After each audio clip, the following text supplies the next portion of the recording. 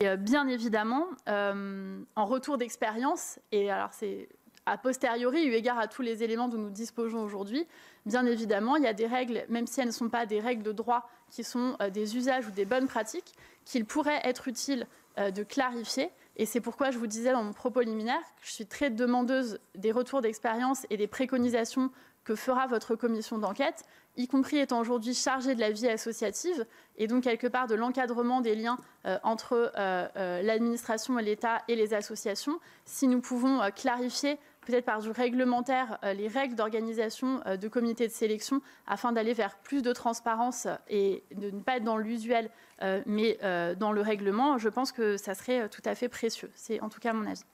Madame la ministre, vous avez parlé de fiches d'évaluation sur chacune des... Ça, c'est pas... Tout ce qu'on a eu, nous, c'est des fiches de description de projet. Et ensuite, il y avait une évaluation qui était faite par la chargée de mission devant le comité de sélection. Évidemment, je pense que cela a eu lieu, mais nous n'en avons pas connaissance.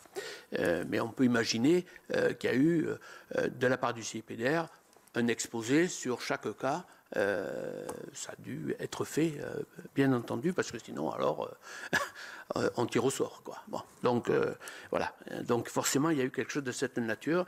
Mais, j'insiste sur ce point, des fonds d'État, c'est autre chose que des fonds associatifs municipaux.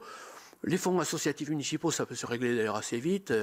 Si ça crée des histoires et des scandales, si vous voulez, le maire a quelques difficultés à être réélu. Vous voyez ce que je veux dire? Donc il y a des précautions qui sont prises souvent dans les collectivités sur tous ces aspects pour être bien au clair, parce qu'il n'y a rien de pire, les maires le savent, qu'une association sportive qui dit mais celle-là a eu, je sais pas quoi, 50 000 €, pourquoi moi j'ai eu que 10 000? Donc vous savez, on ne s'embarrasse pas avec ça.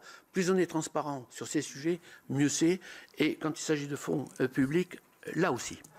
Alors, d'autres questions. Certaines associations ont eu une subvention accordée inférieure à leur demande. Par exemple, des associations qui ont demandé 130 000 €, n'en ont obtenu que 70 000, alors que l'année précédente, elles avaient obtenu 140 000 €. Comme il n'y a aucun compte rendu de quoi que ce soit, on met tout en doute ou en question. Vous le comprenez. Donc, comment expliquez-vous ce point?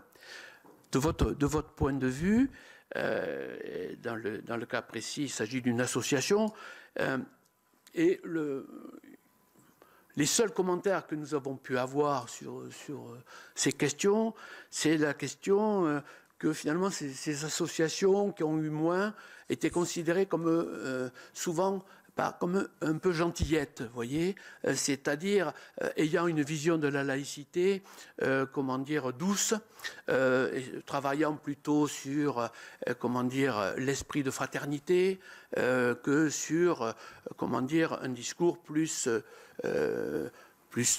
raide par rapport au sujet, un peu tel que finalement vous l'avez, pas que vous, mais globalement en tant que politique gouvernementale, poussé.